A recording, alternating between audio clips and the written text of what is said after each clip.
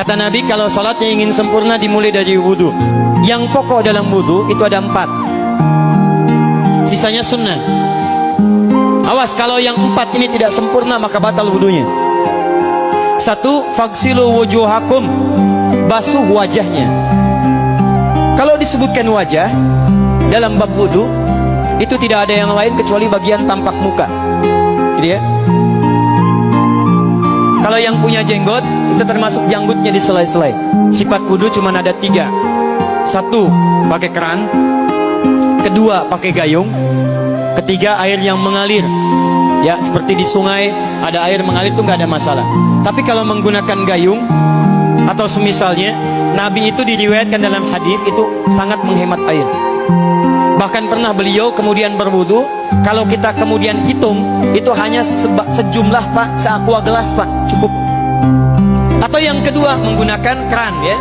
Kalau sekarang kita ada keran, contoh ini kerannya, ya, kerannya agak tinggi sedikit, dan kita sesuaikan. Ambil airnya, misal contoh, Ghosala itu bukan ditumpahkan, ambil air, tumpahkan di tempat yang akan dibasuh gini. Yang telunjuk itu kemudian menghapus atau menghilangkan kotoran di sela-sela mata, contoh. Yang jempol menghilangkan kotoran di sela-sela telinga bagian belakang di sini. Ya. Kalau misalnya saya mulai ambil airnya, kemudian saya tumpahkan di sini. Yang telunjuk membersihkan di jari-jari di sini, di sela-sela mata. Yang jempol kemudian membersihkan di sela-sela di bawah telinga sini. Kemudian di selesai. 1. Tahan sebentar ya, ini praktek dulu sebentar. 2. Wa aydiyakum ilal marafiq, ini yang sering keliru. Dan tangan sampai siku, bukan dari siku ke tangan. Jadi saat kita mengambil air wudhu, ambil airnya, tumpahkan dari sini ilal marafiq sampai ke siku ke sini. Balikan lagi ke depan. Jadi bukan kerannya dibeginikan, sikunya dibeginikan, takut, bukan. Jadi bukan siku diteruskan ke bawah. Yang tepat itu ambil airnya, kemudian basuh dari sini sampai dengan ke sikunya. Hati-hati, ini ada maknanya. Dan jika benar di hadis Muslim, jika orang wudunya benar seperti ini, maka bersamaan dengan jatuhnya air wudu itu, jatuh pula dosa-dosa dan kotoran yang melekat pada anggota tubuhnya. Tidak cukup dengan amin, nanti kita lihat dulu. Tangan selesai, pindah kemana? Bukan ke rambut, tapi kepala. Jadi dalam bab wudu yang diusap bukan rambutnya, kepalanya. Itulah keadilan Allah. Kalau yang diusap kepalanya, semua manusia yang hidup pasti punya kepala.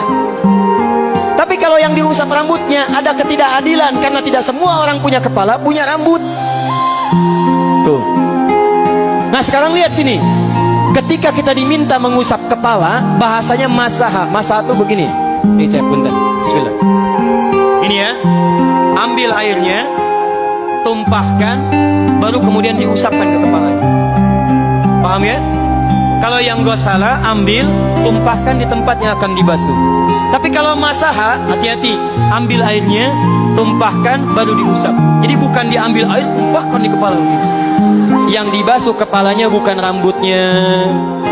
Jadi kalau ada laki-laki sudah dandan, sisiran, rapi, tiba-tiba keran dibuka, yang diusap cuma rambutnya, ulak, itu batal wudunya, tidak sah, terus diulang. Terakhir kaki dibasuh sampai dengan bagian mata kakinya, dan ini tidak perlu saya terangkan karena mudah bagi kita untuk mempraktekannya. Tapi yang ingin saya jelaskan satu ini saja. Perhatikan baik-baik. Yang 4 ini wajib wudu. Tambahannya sunnah. Niat dimasukkan dalam wajibnya. Lihat sini. Kumur-kumur sunnah. Telinga sunnah. Istinsyak sunnah. Yang 4 ini wajib.